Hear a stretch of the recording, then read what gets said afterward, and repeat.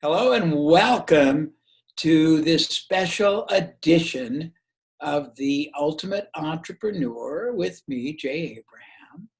And we have today someone who's become more than a perennial. He's basically a very frequent and very, very highly regarded guest, Steve Sims. Steve Sims is a unique category of coach advisor. He's the author of Bluefishing. He created one of the most prestigious celebrity concierge services. Forbes, gosh, I can't talk, called him the real Wizard of Oz. He has a very unique and distinctive perspective on life and business and where opportunity lies and how to enjoy this process called living, and particularly has some very distinctive insights given that we're right in the throes of a very horrible economic downturn. And I think it'd be interesting to probe the psyche and see some of the things he's thinking about, some of the things he's doing, some of the things he's advising, and some of the things he's observed. So I'll take the gloves off. Hello, Steve. How you doing, my friend? Good. Last time I had to postpone. I feel terrible now. We're going to do it. We're going to get it out there so you can have impact on people's lives and decisions and mindsets and other cool things. So why don't we start by giving us your perspective on what's going on in our world? Wow, that's a very, very big question. I think we are in a state of unknown, and I think people flap when they don't know. And I think now mindset is king. I was having a conversation earlier with Brian, and while I respect the economics of where we are now, I will say very loudly, it's been a beautiful time for me. And I was speaking with one of my clients the other day who said, not to be empathetic with the financial hit of so many people in the planet, but wouldn't it be really nice if we had this every year for 2 weeks where we just hit pause and we didn't have to chase? Because a lot of people don't have the time to reevaluate where they are, their systems, their funnels, their flows, their return on energy. They don't have the chance for that because they're scared that their competition is going to overtake them. But we're all on the same playing field at the moment. We've all had pause hit on us, and it's a great time to reflect. So I will tell you quite openly, at this moment in time is a phenomenal opportunity for us to sharpen the tools before we go to battle in a couple of weeks' time. I think that's good. I agree, but I think you have expressed and articulated it majestically. I try. So let me ask you, divide and conquer on this question. I'm going to ask two parallel universes. You can answer either category, first, second, back and forth. We have a very fluid and respectful relationship, or you can say, Jay, there's a better question that I'd like to address. I don't care. I just want this to have enormous value for everyone watching, listening. So the questions are, what are people asking you and what are you saying? And correspondingly, what are you observing in a more granular or specific? You gave us a very great macro overview, touche. But now take it to two different paths. What you're seeing specifically and what you're being asked and answering. All right. So when people come to you and they ask you whether or not it's as a mentor, friend, or as a coach, they may be asking a question, but what they're really searching for is stability and clarity. And it can be sometimes completely different to the question that they're asking. At this moment in time, they're always looking for, what do I do now? And it seems to be the magic question. What should I be focusing on now? What should I be looking at? And I'm using this time to work with them to focus on their introduction. And while that sounds like a very broad way, we've got websites, we've got social platforms, we've got all these different ways of introducing ourselves but very rarely have people ever actually sat down and looked at them all at the same time. And they may have put a posting of that bio up on LinkedIn, which is no longer relevant. Now is a perfect time for you to be able to refine your bios, your pictures, your statements, your message, which is your digital introduction, how people see you before they communicate with you. So I'm working with a lot of clients now on refining that message and making sure that there's continuity across all social platforms. And what I'm seeing as the byproduct and what I'm seeing is happening on both a granular level and as a universal level is our desperation to connect. And they always say you don't miss it until it's gone. Well, we've lost the ability for like me and you to get together and have a bottle of whiskey and just be able to solve the world. Yes. And we miss it. Well, here's the danger. We started socially distancing 15 years ago. And so we were already doing it. We were already setting our path down the distancing. And now that we've lost it completely, I'm finding that more people are trying to connect. You're finding a spike in groups, in Teams, the Microsoft version. You're seeing Zoom virtual gatherings. You're seeing a lot of people now using any technology they can to get people together. So we validated, while we've become really bad at communicating and connecting, we now desperately want it, and we're now using all kind of creativity to do it. And one prime example that you see on the 6 o'clock news are people that are standing outside their apartment and talking to neighbors on different verandas and balconies that they've lived next to for 30 years. Yes. And never spoken to. I spoke to a mutual friend of ours, Ken Cragen, yesterday. And he said that he sat out on the front driveway of his house up here in LA and was enjoying the sunset with a cocktail. And then a couple of his neighbors come over with deck chairs and sat on the edge of the path. And then before you knew it, everyone was sat around the road, you know, socially distanced, but all communicating with someone. And he said to me, it's a shame that it's taken this to happen for me to connect with my neighbors. And I think that's going to be the real impact, whether or not that is sustainable once we're back out on the street. That's a very great point. All right. So I have this belief that there is a very distinctive divide, and you just talked about mindset, what you did earlier, and all this has been about mindset.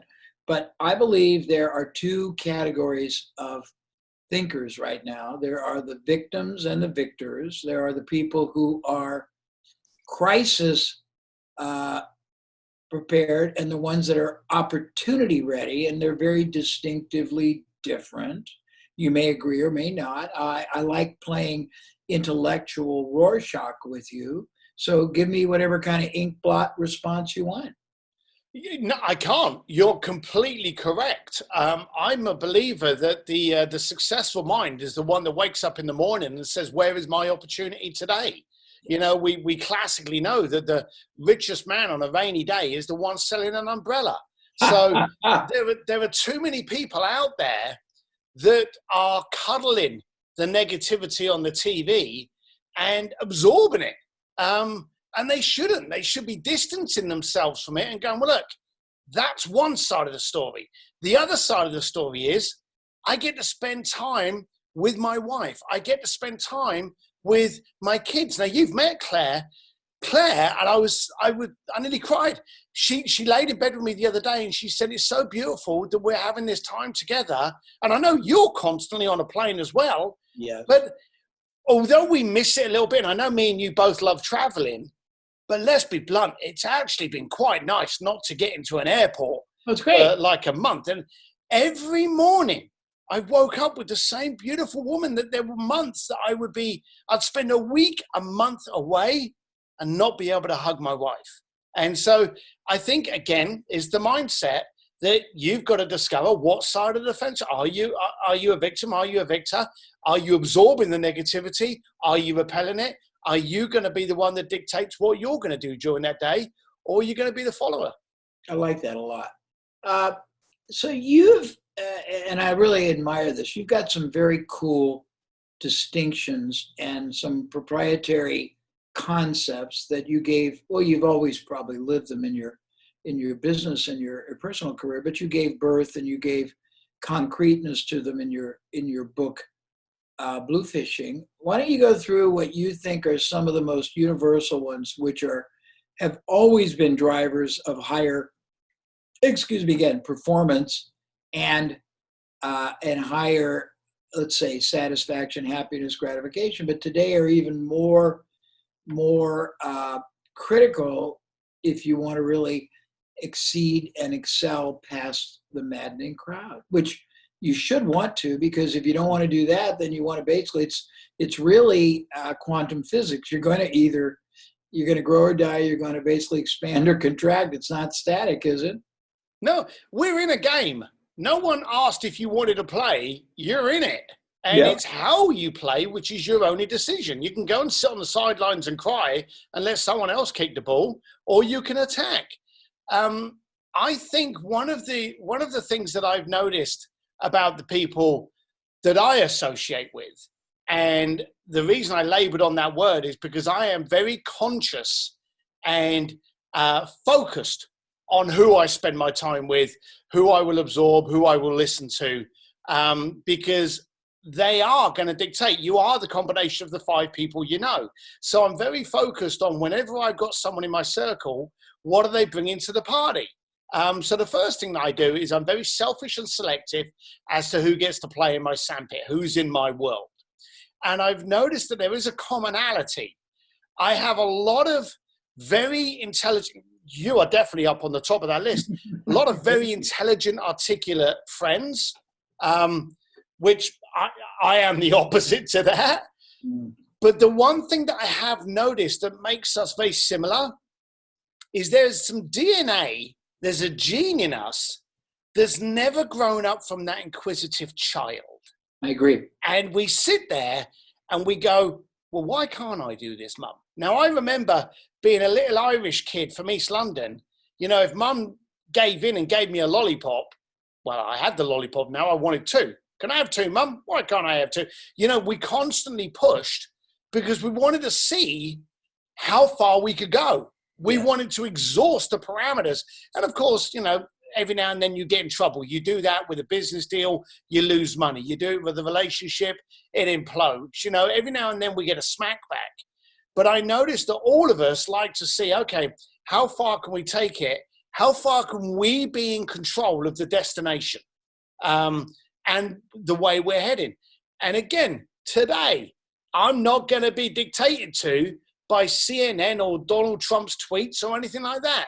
It's my life, and I want to plan it to my order. Dance to your own drum. I love it. Very cool. So, I mean, for your own business, is everybody is contemplating one of 3 different business paths. Everyone who's an entrepreneur or is forced, to become one because they've been terminated. Mm-hmm. Number 1 is compete generically as a commodity. Number 2 is compete preemptively and preeminently as a proprietary, something distinctive and comparable, and immeasurably superior in value creation and benefit that you are the only viable choice. And number 3 is totally pivot to different paths, products, services, markets, possibilities. And then I guess number 4 is some combination of number 2 and 3, but number 1, absolutely not. So what are you doing? Dreaming. It may sound silly, but in a transactional society where we are used to giving orders and getting things back, whether it be Siri, Alexa, or just driving through McDonald's or Starbucks, even Amazon's a perfect example. These are all transactions.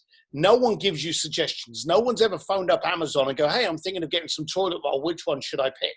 You know, no, there's probably not even anyone you could call at Amazon for that. Don't drink the toilet bowl. Yeah, don't drink it. Yeah, exactly. But we're in a society now where we're brainwashed into thinking it's a transactional society. But what we really want to dream, what we really want to yearn for is the classic care and the interest and the dream. I actually coach a lot of travel companies. Now, travel companies and the hospitality industry is one of the largest decimated industries at this moment in time. Absolutely. But the one thing that I say to every single one of them is the guy that's got to go on a business trip next week isn't your regular client. It's the families planning their annual getaway, their Christmas getaways, their family reunions, all of those events that want to be turned into memories and experiences. And they need planning. Now, a lot of the travel that we had that was being planned for now has been canceled. Are you telling me those people are never going to be on a plane again? Never going to be on a ship? Never going to go to a destination? Now, I'm trying to get my travel clients to contact their regular clients and go, hey, while you've got this pause, while you've got this downtime, while you're in the pit stop, whatever metaphor you want to use, why don't we dream about what you're going to be doing in 2021? Why don't we look at what's going to happen when Billy graduates in 2023 and start putting some effort into that? You know, start focusing on those dreams. Get people focusing on the good, the positive. You'll notice two things happen. One, they like talking to you because you're positive. Because as much as, negativity grabs negativity, when someone's happy and positive and committed and showing that you care about someone else, that breeds loyalty. They want to talk to you. I'm having conversations with people that are contacting me going, hey, I was thinking about our chat. Do you know what? Florence is in my mind. I'd really like to look at Florence. Why Florence? It's given them an escape as well. They actually get to remove themselves to today's situation. And even if it's just for the period of a half-hour conversation, transplant themselves into where they're going to be in 2021. So I'm trying to get my clients to dream. And this is the same with anyone that's in the coaching business. No one buys an action, they buy the reaction. Yes, it's going to be hard work, but where do you want to be? So say to people when they're looking at coaching, using this as an example, hey, where do you want to be in 6 months? In 6 months' time, how will we know that this has been successful to you? And I talk a lot about reaction. A friend of mine is a jeweler for Tiffany, and he said, you never sell an engagement ring. You sell the reaction that she will have when she opens that box. And a travel agent, like it or not, no one likes being on a plane. It may be sufferable when you're in first class, but if someone said for $10 extra, you could be teleported there and you wouldn't have to get on a plane, planes would be out of business. No one likes the action, they like the reaction. I love it. You got me thinking about something, and I wanted to, it's something you really said, but you didn't articulate it the way that I'm going to say it, not to one up you, but to throw it back to you. I believe the big mistake people make all the time, but even more at this time, is not playing what I call the long game. Now, admittedly, there are far too many ill-prepared people who were caught so off guard and who could have handled diminished cash flow but can't handle no cash flow. But I still think that win, lose, or draw, you're going to need clients, you're going to need income, you're going to need business, you're going to need sourcing, you're going to need everything more in 2 months than you are in 2 days. And excuse me 1 second, keep talking. I get this off. So you got to play the long game. I totally agree with you. And the daft thing is, we know this isn't going to last forever. We actually know it's not. Now is a beautiful time, and a lot of people aren't realizing this. A lot of people's competitors are in the exact same boat as you, or they've decided to play the victim card. And so in which case, you're now given a chance to reevaluate where you are. You can actually ask yourself, hey, did I want to be here 2 years ago, or have I gone slightly off kill? Has my message got diluted? Have I not refined the solution or the problem that I'm solving? You can ask yourself those questions now and tweak and edit and fine tune so that when the gates open, you can come out like a bat out of hell with pinpoint accuracy instead of deciding to sit at home and binge watch Narcos. I love it. Brian, hold this for a minute, because that was Christy, and I'm going to see if she has a problem. She's on the road. 1 second, please forgive me. Sure. So sorry. Christy's on the highway and she wants to be on Anthony Scaramucci is interviewing Mark Cuban on something, and she registered, but she's got a passcode and a phone number, and she's driving, and it won't take it. And she's frustrated, and I've got to figure it out here, right, without knowing the passcode or anything Yeah, else. yeah. Okay, sure, why not? Okay, back at the ranch. So I'm loving your answers. You coach entrepreneurs mostly, I presume, don't you? Mm-hmm. Yes, sole proprietors, small business owners, entrepreneurs. Yeah. Okay, and what I mean, there's sweet spots. There are sweet spots people come to different people for. I basically attract people who want to find hidden assets, overlooked opportunities, underperforming revenue activities, underutilized resources, and convert them into, first of all, windfall profits and then ongoing revenue. And it's a very distinctive type of a prospective client. Who comes to you and why? Well, let's answer the why first. First of all, they come to me because they want something different. They look at my backstory, they look at me, they listen to me, and they think maybe this guy can give me something that I haven't been given before. So I think the first thing you need to understand is that everyone that comes to you, and you know this, is not right. We took on two new coaching clients last week. The week before that, we had 3 conference calls, 3 different clients.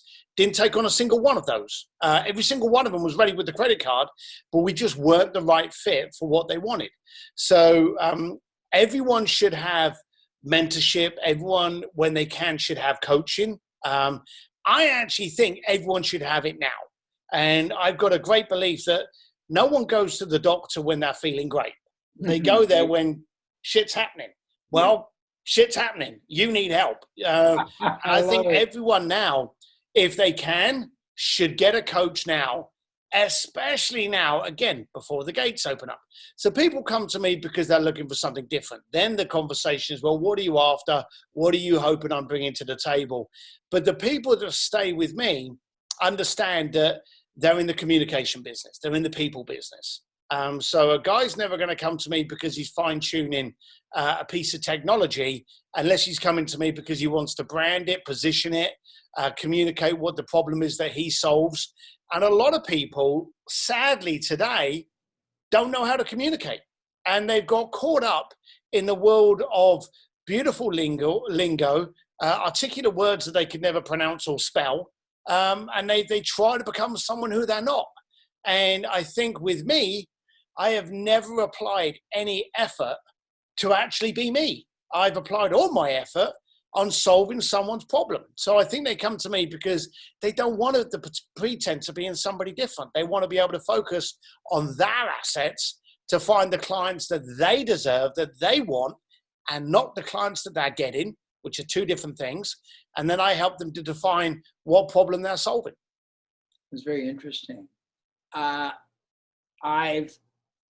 got just a couple more questions, but if you took your clientele since you started, and this was almost an accidental profession, you didn't really mean to get in it. Now it's become a significant focus because you've seen how impactful you can be, and I'm very proud of you and thrilled for you.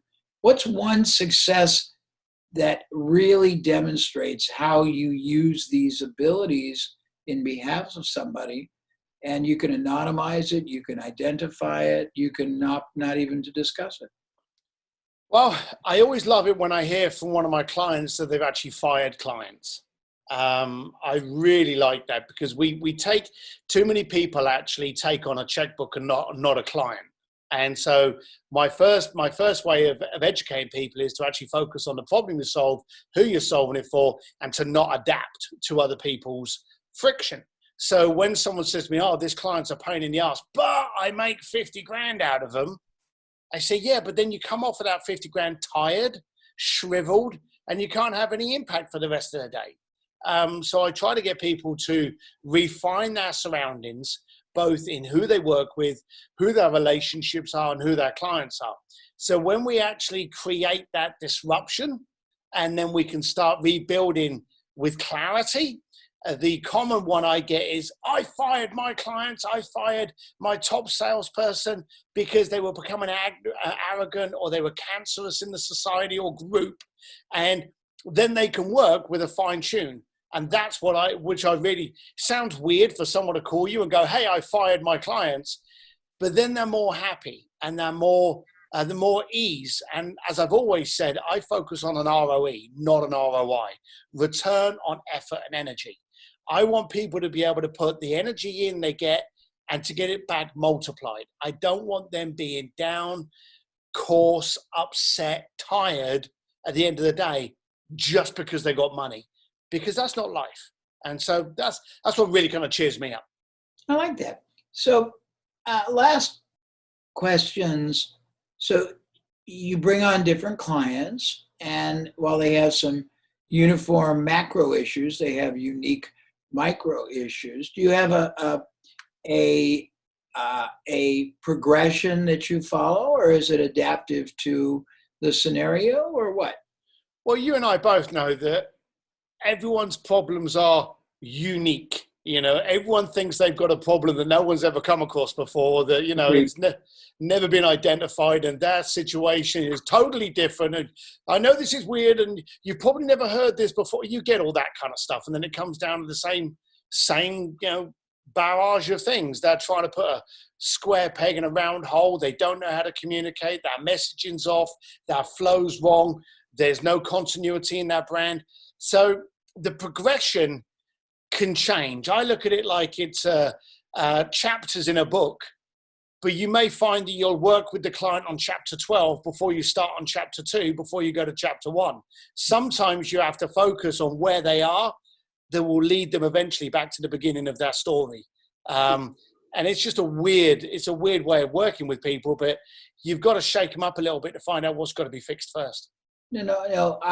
I get criticized by a lot of people who are very linear, but I have what I call the log jam effect, that there normally is a log jamming everything, and it's not the same log, and it's not in the same place.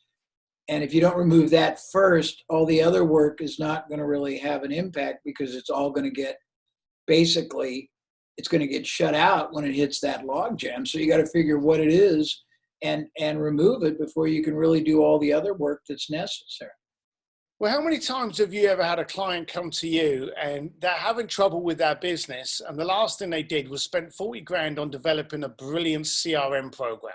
They haven't got a single client, but they're spending all their money on technology. It's just people focus sometimes on completely the wrong thing, and will just focus on the blue pill. Yeah. One of my long ago partners used to call those kind of people the ones that spend most of their time shining their shoes. Absolutely. They got nowhere to walk, but they're shining them still. Yeah, very interesting. All right, I'm going to give you the last question. And it's Okay. I'm lobbing you a 16-inch softball, okay? What final thought, point, issue do you want to share that you think is relevant, impactful, provocative, stunning, shocking, but will leave people thinking deeply about you, and at the end tell everyone how to reach you, okay? Wow. A line up by Jay. I have never ever seen a program or a movie where at the beginning of a battle, someone sits down and starts sharpening their sword. And at the moment, we know that the battle's coming. We know that there's going to be a free-for-all. We know that there's going to be a circus of consumption the second the lights go back on and we start getting back to whatever the new normality looks like. And if you're not prepared, then people are going to stamp all over you. And so at this moment in time, I don't care if you come through me. I don't care what you do. but you need to focus on your tools. You need to focus on your assets, and you need to sharpen those bad boys up, ready and prepared for when this all comes out. However you get it, it may be from a podcast. You're obviously smart because you're listening to Jay on these podcasts. However you get your intelligence, your passion, your aspiration, focus on you, because you are your biggest instrument, you are your biggest tool, you are your biggest weapon. Regarding how you can get to me, dead easy. stevedsims.com. There's one M in Sims, but I'm all over your Instagrams, your Facebook. I've got a free Facebook community, an entrepreneur's advantage with Steve Sims. I'm really not that hard to find, but you've got to be, if you come to me, be prepared to work and be prepared to sharpen up those tools. I just want to underscore what you said, because I think it's very important, and I think it'll become self-evident very quickly. If you're in business and your business has been impaired and you're not preparing for the most formidable competitive challenge you have ever seen, I'm talking about people out there cutting prices, aggressively marketing, doing everything at a level that was not even common to pre-crisis. And you don't have a superior marketing strategy, positioning, as you said, you're going to be roadkill. You really are. That's it. Yeah. Okay. Once again, you exceeded my expectations. I always love listening to your response. I hope I ask you good questions. You're brilliant. I just love hanging out with you. It's a feeling is mutual. I'm sorry it took so long, and we'll do it again soon, I'm sure. Thank you, and enjoy squeezing your wife and say hello to your son for me, okay? I will do. See you later, Jay. Bye. Bye.